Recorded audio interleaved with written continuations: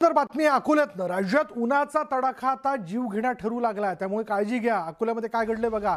अकोला शहरातील अगर वेस या परिसरात एका मालवाहू ऑटोमध्ये अनोळखी व्यक्तीचा मृतदेह आढळला।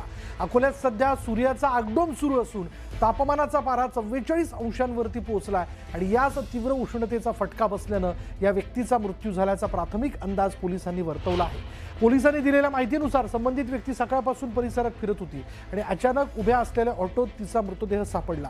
हा मृत्यू उष्माघातामुळे झाल्याचा दाट संशय आहे। वाढत्या उन्हामुळे नागरिकांनी आपली काळजी घ्यावी असं आवाहन आता प्रशासनाकडून केलं जात आहे।